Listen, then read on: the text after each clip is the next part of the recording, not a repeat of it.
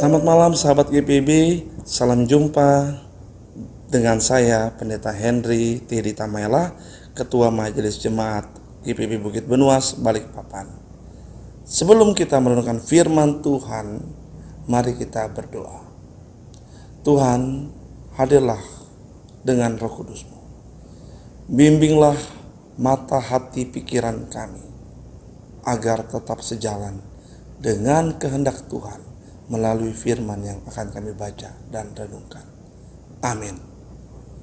Sahabat GPB yang dikasihi Tuhan kita Yesus Kristus, pembacaan Alkitab kita pada malam ini terambil dari surat 2 Petrus pasal 2 ayat 16 sampai 22. Demikian firman Tuhan.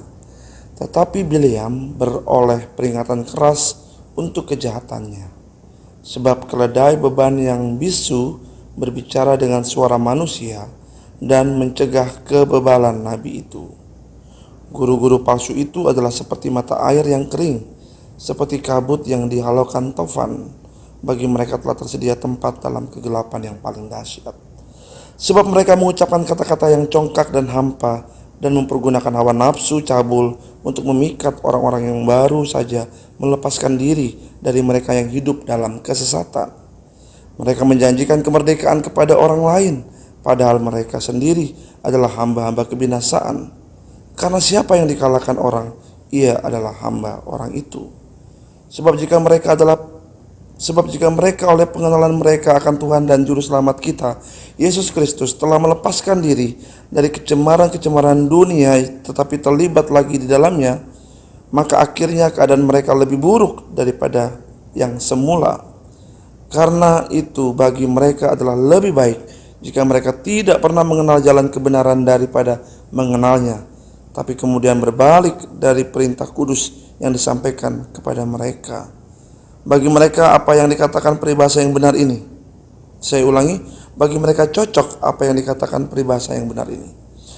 Anjing kembali lagi ke muntahnya, dan babi yang mandi kembali ke kubangannya. Demikian firman Tuhan. Sahabat-sahabat GPIB yang dikasihi Tuhan kita Yesus Kristus, jemaat di Asia Kecil, atau jemaat di mana surat 2 Petrus ini dikirim serta dibacakan, adalah jemaat yang saat itu disusupi oleh guru-guru palsu yang mengajarkan ajaran-ajaran palsu. Pertanyaannya, apa yang mereka ajarkan? Jelas yang mereka ajarkan adalah ajaran KW, ajaran palsu. Dalam dunia perdagangan, kita mengenal ada namanya barang-barang KW, barang-barang palsu. Yang menarik, barang-barang KW dalam keseharian kita adalah barang-barang yang sangat-sangat diminati oleh banyak orang. Ada beberapa faktor kenapa diminati oleh banyak orang. Yang pertama, karena harganya yang murah. Dengan harga murah, maka seseorang bisa membeli banyak hal. Dengan harga yang murah, hawa nafsunya terlayani dengan baik. Dalam hal ini, hawa nafsu untuk belanja lebih banyak lagi. Kenapa juga barang KW diminati oleh banyak orang? Karena kecenderungan banyak orang yang tidak suka memperhatikan secara detail apa yang dikenakan oleh orang lain. Sehingga bisa saja orang berpikir, kalau saya membeli barang KW, maka siapa yang tahu? Demikian juga ajaran-ajaran yang dibawa oleh para guru-guru palsu itu. Ajaran-ajaran yang dibawakan oleh para guru palsu itu menawarkan sesuatu yang memikat, terutama bagi orang-orang Kristen baru yang Bapak, Ibu, dan saudara-saudara bisa membacanya di ayat yang ke-18, bahwa mereka memikat orang-orang baru yang baru saja melepaskan diri dari hidup kesesatan. Yang mereka tawarkan adalah cara instan, cara cepat. Para guru-guru palsu ini dengan ajaran-ajaran KW-nya memang mengajarkan sesuatu yang instan. Dogma-dogma yang mereka ajarkan adalah dogma-dogma yang menawarkan kemerdekaan, tetapi dengan kemerdekaan orang diminta untuk hidup mengikuti hawa nafsunya. Sahabat-sahabat GPIB yang dikasih Tuhan, justru inilah yang menjadi tujuan dari surat 2 Petrus.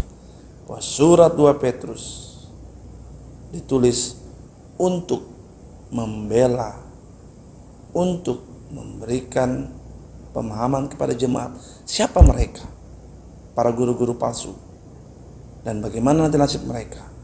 Dalam bacaan kita, mereka juga disebut orang-orang yang sulit untuk ditegur, sulit untuk berubah, karena hawa nafsu, karena keinginan untuk mencari keuntungan, ataupun kekayaan yang membuat seseorang sulit untuk berubah. Tidak ada orang atau sedikit orang yang mau menjadi susah karena beriman. Tapi bukankah itu sejatinya orang Kristen? Bahwa semakin beriman, semakin peduli terhadap kesulitan hidup, bahkan menemukan kesulitan-kesulitan hidup. Sehingga beriman berarti berproses bersama Tuhan, melewati jalan yang berliku-liku, panjang, tapi menjadikan kita sebagai pribadi yang luar biasa. Bukan bermental instan, bukan bermental KW, tapi murni ajaran yang berasal dari Tuhan kita Yesus Kristus. Tuhan Yesus memberkati kita sekalian. Shalom. Mari kita berdoa. Terima kasih Tuhan, pada malam ini dalam acara Night Call kami sudah merenungkan firman Tuhan. Tuhan memberkati setiap sahabat-sahabat GPIB yang ikut merenung bersama dalam Night Call ini, agar kami semua siap sedia memiliki iman yang murni, asli, tidak palsu, tidak KW, dan tetap setia sampai selama-lamanya di dalam nama Tuhan. Terima kasih Tuhan, diberkati Majelis Sinode GPIB, diberkati jemaat-jemaat GPIB, baik di kota, di desa, dimanapun berada. Diberkati channel YouTube GPIB, agar melalui channel YouTube GPIB nama Tuhan dimuliakan. Terima kasih Tuhan, di dalam nama Tuhan Yesus kami berdoa. Amin. Selamat malam sahabat GPIB, Tuhan Yesus memberkati kita sekalian.